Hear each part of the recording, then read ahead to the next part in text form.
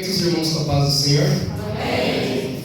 Graças a Deus por mais esse domingo que nós estamos aqui na casa de Deus, glorificando e adorando a Ele. Hoje o nosso tema será sobre a tentação que Jesus sofreu no deserto, situado em Mateus 4, do verso 1 ao 11.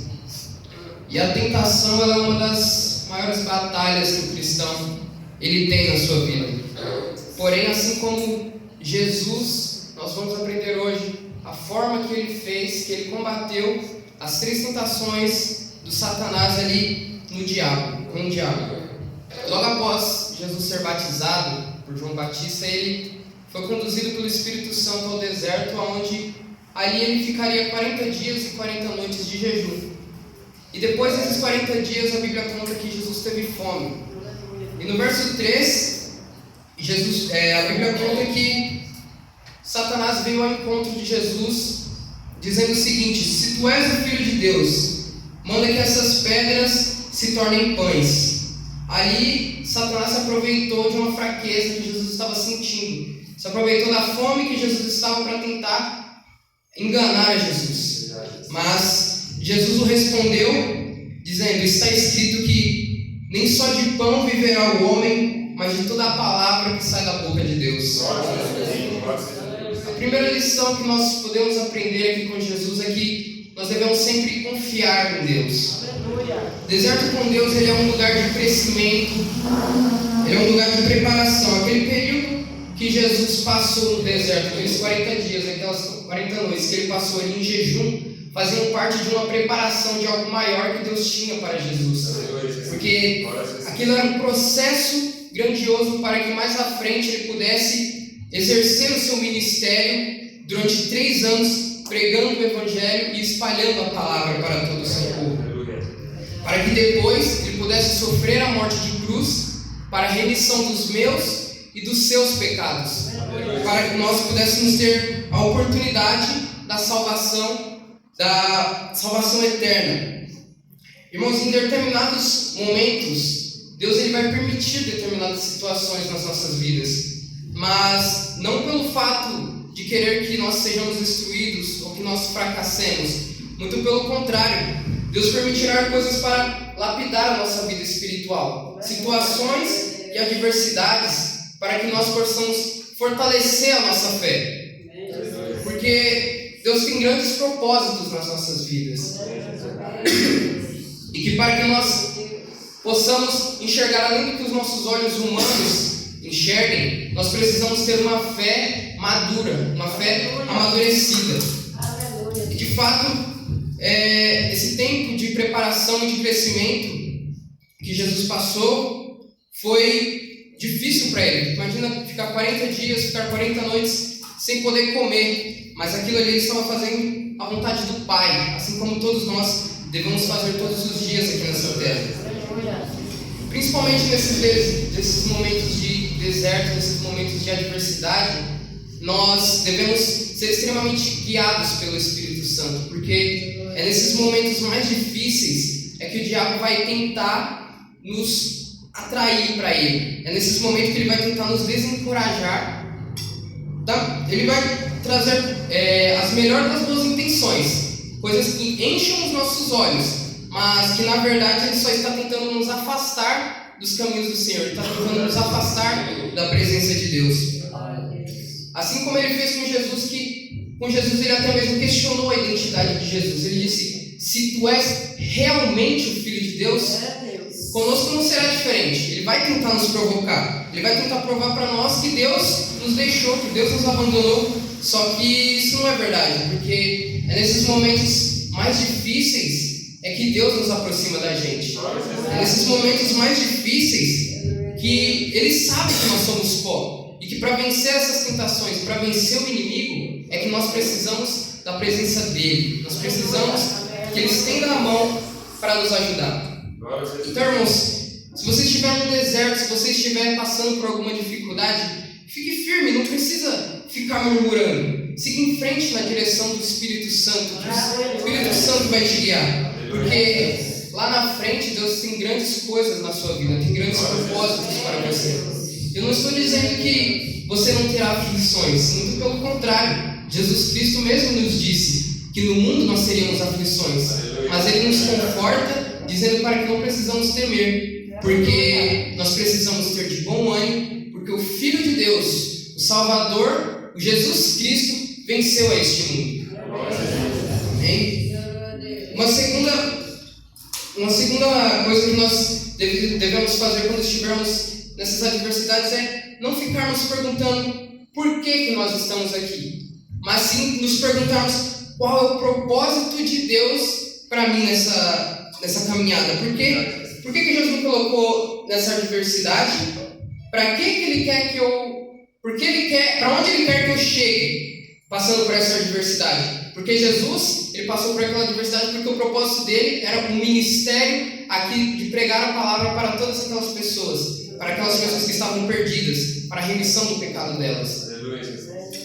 Uma outra coisa que nós podemos aprender com Jesus, no verso 6 e 7, o diabo, na hora que ele foi tentar Jesus, ele utilizou da própria palavra de Deus. Quando nós lemos no verso 6, se tu és o Filho de Deus, lança-te daqui abaixo, porque está escrito que aos seus anjos dará ordem a teu respeito e tomar-te-ão nas mãos, para que nunca tropeces em alguma pedra. Então, o diabo ele é tão astuto, a gente pode ver que ele é tão astuto que ele utilizou da própria palavra para tentar Jesus.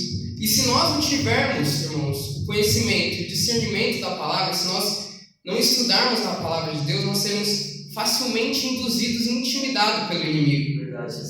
Isso fica até mesmo um alerta para nós, que nós possamos nos investirmos mais tempo buscando o conhecimento da palavra, conhecimento, a leitura, possamos aprender mais as interpretações corretas da Bíblia, porque facilmente alguém pode chegar em nós com um versículo isolado, dizer algo que está na Bíblia, e se você não tem o conhecimento, você vai acreditar no que aquela pessoa está dizendo.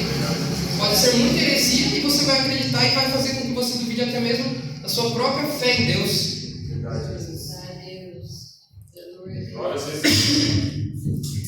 Jesus, assim como Satanás utilizou da palavra de Deus, Jesus no verso 7, assim como nós devemos fazer quando formos confrontados com alguém que utiliza isoladamente de versículos da Bíblia, nós devemos utilizar a própria Bíblia para refutar essas pessoas.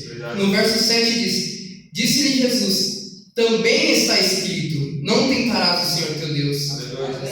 Então, Jesus, ele utilizou também da própria palavra para refutar aquilo que Satanás estava querendo fazer com ele, aquela enganação de Satanás. E assim também devemos ser nós.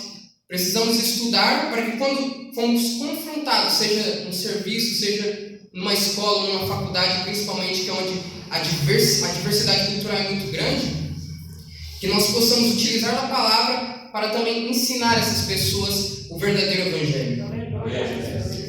A palavra de Deus também diz que há caminhos que para muitos parecem certos, mas que para os olhos do homem, na verdade, conduzem à morte.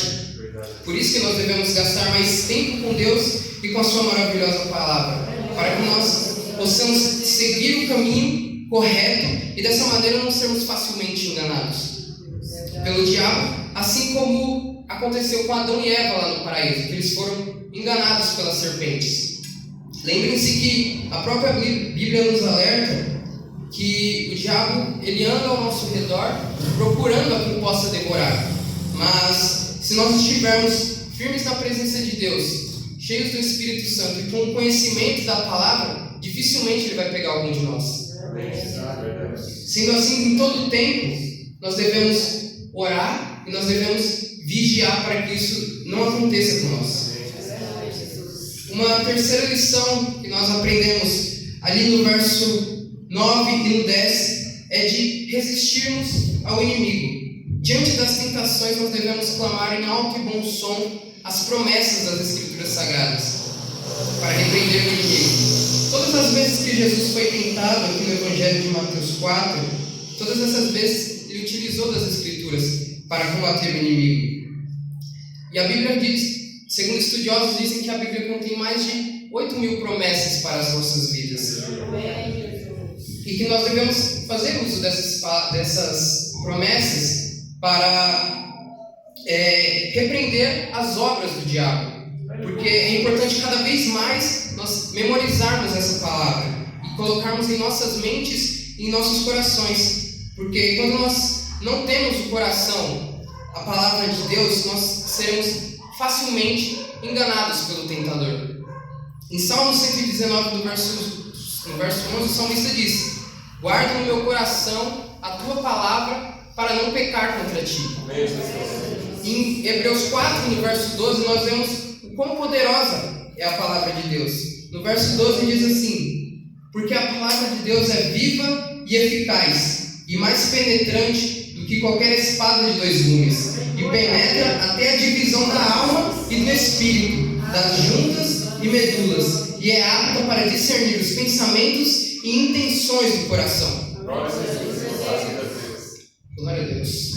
A palavra do Senhor, ela traz a existência daquelas coisas que não existem. Podemos usar as escrituras sagradas para repreender todo aquele mal que aflige a nossa saúde, a nossa família, o nosso bem-estar, utilizando da palavra de Deus.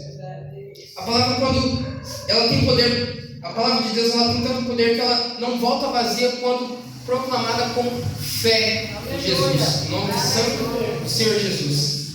Amém? E que nós possamos aprender com Jesus no deserto essas 3 lições: de confiar sempre em Deus, de sempre utilizar das Escrituras, e sempre resistir ao inimigo, sempre resistir às tentações, e sempre continuar buscando cada dia mais a palavra do Senhor, para que não possamos pecar contra Deus e ser enganados pelo diabo. Amém? Essa é uma breve reflexão que eu trouxe para os irmãos nessa noite. Que os irmãos continuem orando a meu favor para que eu possa melhorar cada dia mais o sermão da palavra de Deus. Amém?